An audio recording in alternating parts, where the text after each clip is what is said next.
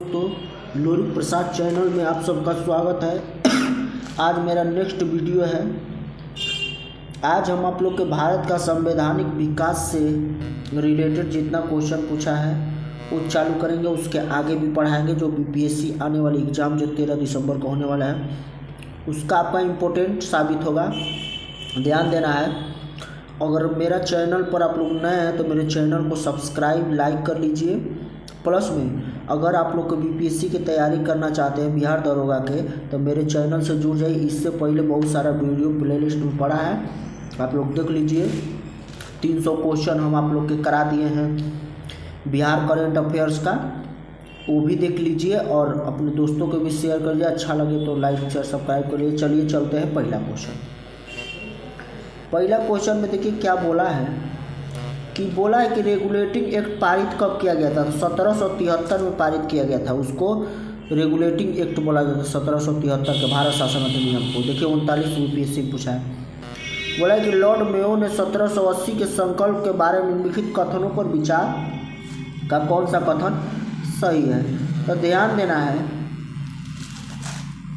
उसका कथन कौन सा विचार था। तो केंद्रीय और प्रांतीय वित्त को विभाजित करने वाला यह पहला कदम था। प्रांतीय सरकारों को कुछ सेवाएं प्रसारित करने का अधिकार दिया था। इसमें मौजूदा असमानता को सुधारने का प्रयास किया गया था। अगला, इसने प्रांतों की वास्तविक आवश्यकताओं पर ध्यान केंद्रित किया। इसने प्रांतों की वास्तविक आवश्यकताओं पर क्या किया, ध्यान केंद्रित किया। ठीक है, 1773 वाला में लॉर्ड मेयो के बारे में जो बोला गया। अगला क्वेश्चन क्या पूछा है कि जिस अधिनियम के तहत लॉर्ड कॉर्नवालिस को अपनी काउंसिलिंग फैसले के रद्द करने का अधिकार मिला था वह कौन था। तो 1746 था। 1700 क्या था तो 86 यानी 86 यानी 1786 था कॉर्नवालिस को जो रद्द करने का फैसला मिला था। अगला क्वेश्चन में क्या पूछा है, नागरिक सेवाओं के लिए प्रायोगिक परीक्षा प्रणाली को सिद्धांत कब स्वीकार किया गया था। 1853 में। कब था, 1853 में। बोला है अगला कि भारत में मीडिया को एकीकृत करने का एक्ट कब पारित किया गया था। 1835 में, 67 में और 78 और 1908 में। अगला क्वेश्चन पर क्या ध्यान देना है, अगला क्वेश्चन को देखिए। अगला क्वेश्चन में बोला है कि किस अधिनियम के तहत भारत में पृथक निर्वाचन मंडल आरंभ किया गया था। पृथक निर्वाचन मंडल 1909 के, मार्लो मिंटो 1909। बोला है कि द्वैध शासन का जनक किसको कहा जाता है। सर लियोनिन कार्टिस को, सर लियोनिन कार्टिस को। अगला बोला है कि मार्टेगू चेम्सफोर्ड रिपोर्ट कब आया था। तो भारत शासन अधिनियम 1919 को मार्टेगू चेम्सफोर्ड सुधार बोलते हैं। अगला बोला कि 1919 में जब मार्टेगू चेम्सफोर्ड अधिनियम पास हुआ था उस समय इंग्लैंड के प्रधानमंत्री कौन थे। तो लॉर्ड जॉर्ज थे। कौन थे, लॉर्ड जॉर्ज। अगला क्वेश्चन बोला है कि भारत उच्चायुक्त पद का सृजन किस अधिनियम के द्वारा किया था। तो 1919 के। कौन, 1919 के। बोला है कि भारत सरकार अधिनियम 1935 समाप्त, भारत द्वैध शासन व्यवस्था को समाप्त कर दिया गया था 1935 के द्वारा। अगला बोला है क्वेश्चन कि किस अधिनियम के बारे में जवाहरलाल नेहरू ने कहा था कि हमें एक ऐसी कार दी गई थी जिसमें सब ब्रेक थे किंतु इंजन नहीं था। 1935 के अधिनियम को जवाहरलाल नेहरू जी ने बोले थे।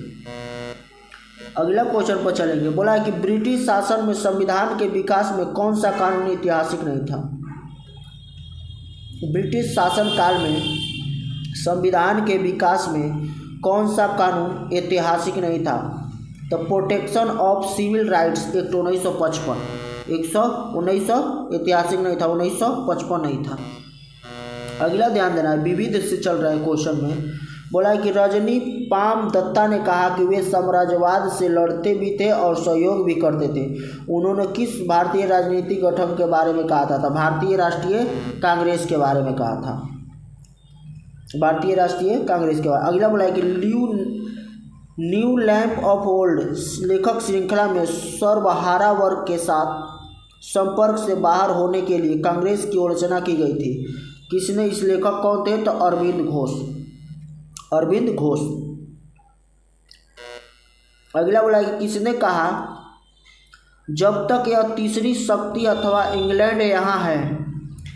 यह किसने कहा था कि जब तक यह तीसरी शक्ति अथवा इंग्लैंड यहाँ है हमारे सांप्रदायिक मतभेद हमें परेशान करते रहेंगे? महात्मा गांधी।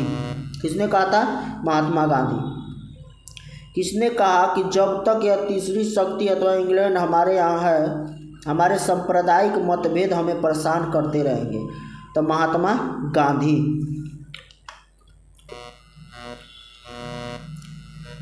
अगला क्वेश्चन में चलेंगे। एक अच्छे यूरोपीय पुस्तकालय की अलमारी भारत तथा अरब के संपूर्ण साहित्य से अधिक मूल्यवान है। यह किसने कहा था? तो टीवी मैकाले ने कहा था। टीवी मैकाले ने। अगला क्वेश्चन, कौन से प्रसिद्ध भारतीय गुरुदेव के नाम से जाने जाते थे? भारतीय रवि। कौन थे रवि? जय जवान जय किसान का नारा लाल बहादुर शास्त्री, रविन्द्रनाथ टैगोर थे। अगला बोला है वे समाजवाद के समर्थक थे। 1933 में ब्रिटिश शासन देसी राज्यों जमींदारवाद और पूंजीवाद को उखाड़ फेंकने चाहते थे। किसने? जवाहरलाल नेहरू। अगला बोला कि साराबंदी आंदोलन 1922 में किसके नेतृत्व में किया गया था? तो सरदार वल्लभ भाई पटेल के नेतृत्व में। किसके? तो सरदार वल्लभ भाई पटेल के। अगला बोला है क्वेश्चन,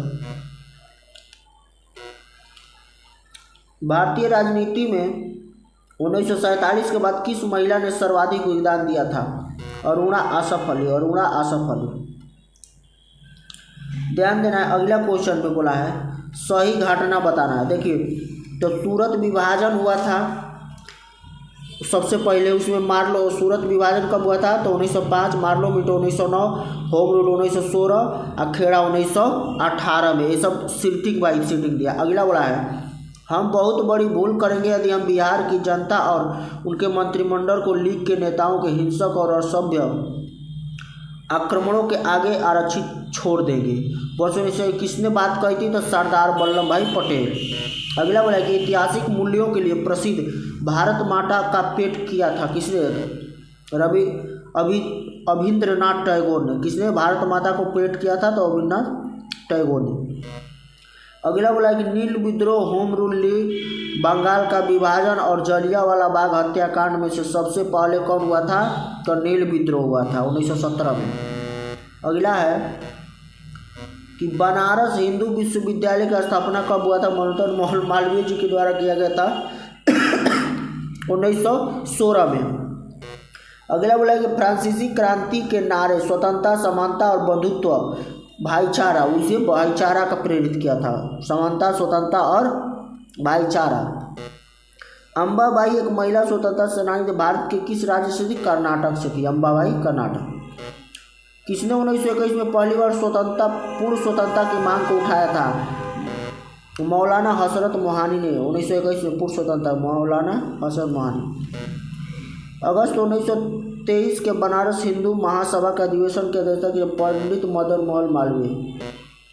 अगला आधुनिक बिहार का निर्माता किसे माना जाता है? सच्चिदानंद सिन्हा को आधुनिक बिहार का निर्माता। अगला भारत की कम्युनिस्ट पार्टी और राष्ट्रीय स्वयंसेवक संघ की स्थापना के सबसे करीबी वर्ष पाया 1925 में। कब? तो 1925 में। अगला बोला है कि कालानुक्रमिक रूप से प्रथम है कि क्रिप्स मिशन भारत आगमन, होम रूल लीग, खिलाफत गांधी इरविन सब आता था। होम रूल लीग 1916 में सबसे पहले हुआ था।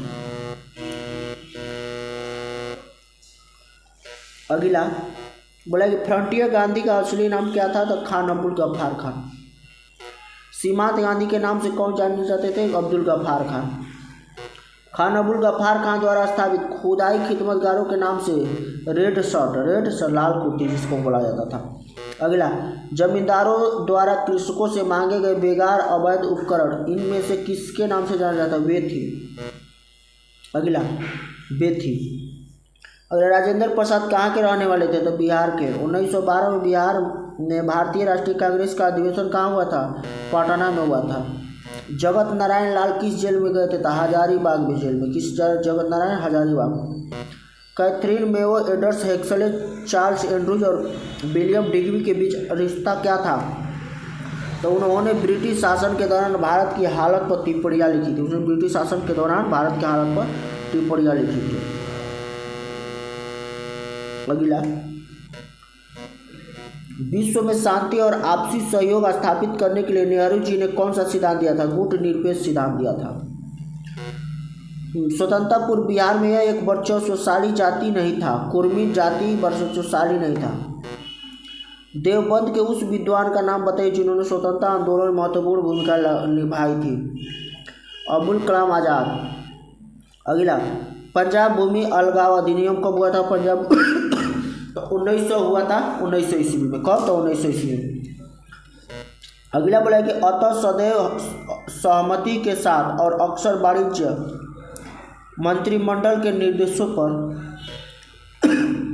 भारत सरकार चलती है और इसे व्हाइट मैंस बर्डन कहा जाता है। यह किसने कहा था? सच्चिदानंद सिन्हा जी ने कहा था। कौन कहा था? अगला क्वेश्चन पर चलेंगे। देखिए अगला क्वेश्चन में क्या बोला है। देखिए बारदोली जो है, सुमेल करना है। बारदोली जो कहाँ हुआ था? तो ये बारदोली गुजरात में। चौरा चौरी कांड जो पुलिस चौकी उत्तर प्रदेश में। यरवदा जेल महाराष्ट्र में। नोवाखाई बांग्लादेश में है। अगला क्वेश्चन पर चलेंगे। बोला है कि मदर टेरेसा का स्थापित धर्म संघ क्या था? तो missionaries of charity. Missionary of charity. निम्नलिखित करने को सही करा। पानीपत हुआ था, हल्दी घाटी हुआ था, पलासी हुआ था और फिर उसके बाद बक्सर का हुआ था। बक्सर, ठीक है, 1757 में। बक्सर 1764, पलासी 1757, हल्दी घाटी 28 और पानीपत 26 में हुआ था, इसीलिए पानीपत पहले। तो ध्यान दे रहा है। कल का मेरा क्वेश्चन वीडियो में रहेगा साहित्य, कला और संस्कृति से संबंधित रहेगा। आप लोग के 15-20 मिनट का टॉपिक रहेंगे, आप लोग को देखने में भी नहीं लगेगा। सारा रिवीजन कर लीजिए, ये पक्का है कि बीपीएससी एग्जाम में आने ही वाला है। ठीक है दोस्तों, जय हिंद, जय भारत।